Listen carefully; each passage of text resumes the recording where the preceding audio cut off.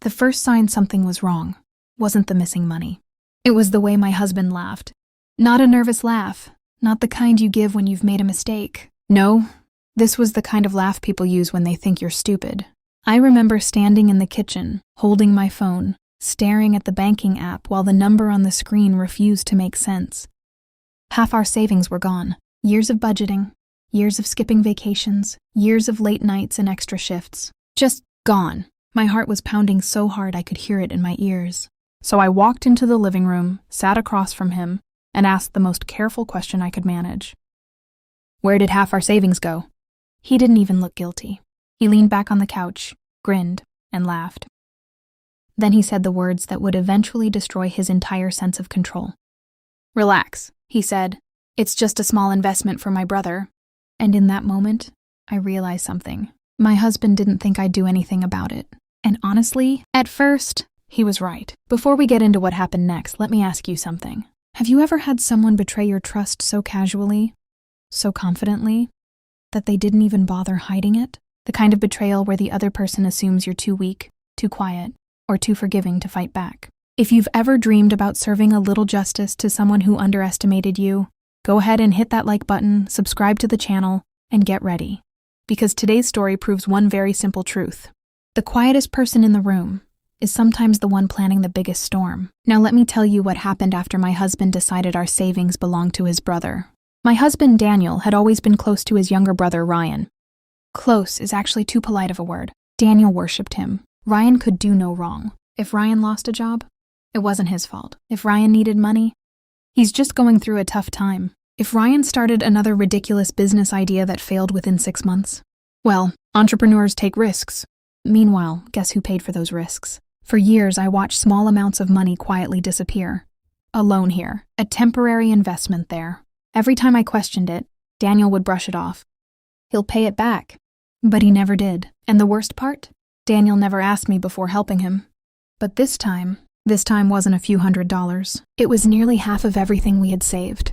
A number so big it made my stomach twist. So you gave him the money? I asked quietly. Daniel shrugged.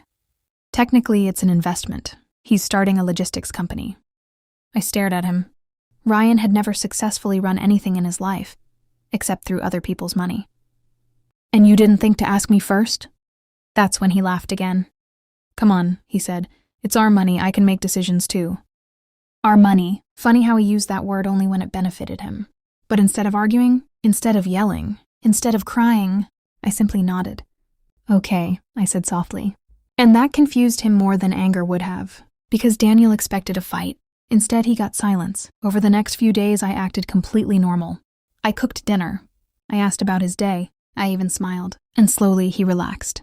He thought the problem had passed. He thought I'd accepted it. But what Daniel didn't realize was that the day he laughed at me in the living room was the same day I started preparing for something he would never see coming. Because while Daniel was celebrating his investment, I was quietly learning something very important. Legally speaking, half our savings didn't belong to him at all. And once I confirmed that, everything started falling into place. 3 weeks later, the bank froze his accounts. And the phone call from my lawyer?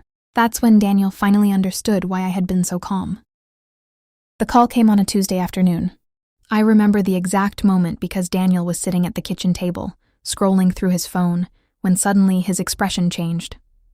Confusion, then irritation, then panic. He tapped his banking app again. And again. Why isn't this loading? He muttered. A few seconds later, he tried logging into another account. Same result. Then his voice got sharper. What the hell? I stayed quiet, calmly stirring my coffee like nothing was happening. Emily, he said, looking up, did the bank send you anything? I shook my head. No, why? My accounts are locked. The words hung in the air. He tried calling the bank immediately, pacing around the kitchen while the automated voice repeated the same polite phrases. Finally, he got through to someone. I could only hear his side of the conversation. Yes, this is Daniel Carter. I'm calling because my accounts are frozen. Pause. What do you mean pending review? Another pause. Then the first crack appeared in his confidence. What authorization issue? He glanced at me for a second before turning away. The bank representative spoke for a long time. And slowly, Daniel's shoulders started to stiffen. His jaw tightened. No, that's not possible, he said.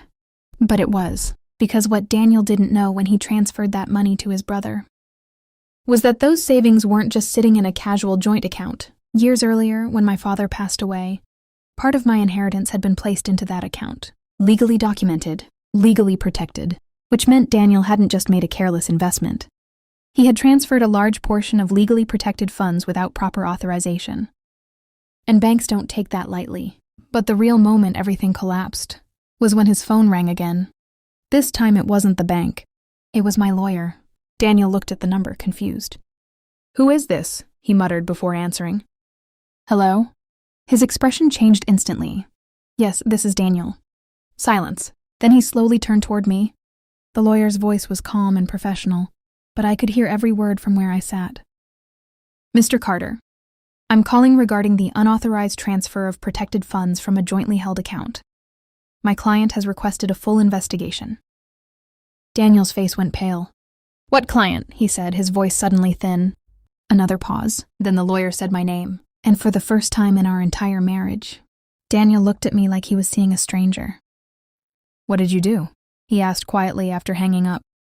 I set my coffee down and finally met his eyes. "I protected my money." His voice started rising. "You froze all my accounts over this?" "No," I replied calmly. "The bank did." That's when the panic really hit him. Because his accounts weren't just frozen. The investigation meant every major transfer was now being reviewed, including the one he had sent to Ryan. And when Daniel called his brother, the situation got even worse. Ryan's logistics company didn't exist, at least not legally. The money had already been moved through multiple accounts connected to debts and unpaid loans, which meant the bank flagged the entire transfer chain as suspicious activity. Ryan panicked. Daniel panicked. But me? I felt something I hadn't felt in years. Peace, because for once, I wasn't the one being dismissed. 3 days later, Daniel sat across from me again in the same living room where he had laughed weeks earlier. But this time he wasn't laughing. "How do we fix this?" he asked. I looked at him carefully. "We don't," I said. Then I slid the divorce papers across the table. And suddenly, the man who laughed at my question about money realized the real cost of his decision. Funny thing about respect, some people think it's optional. They think kindness means weakness. They think quiet people will always stay quiet. But what they forget is this.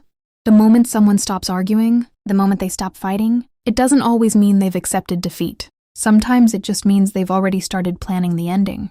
And when Daniel laughed at me that night, he thought he had won. But really, that was the moment he lost everything. If this story gave you chills, make sure you hit that like button and subscribe for more unbelievable revenge stories just like this one. And now I'm curious. Tell me in the comments, what would you have done if someone secretly gave away half your savings? Would you confront them immediately?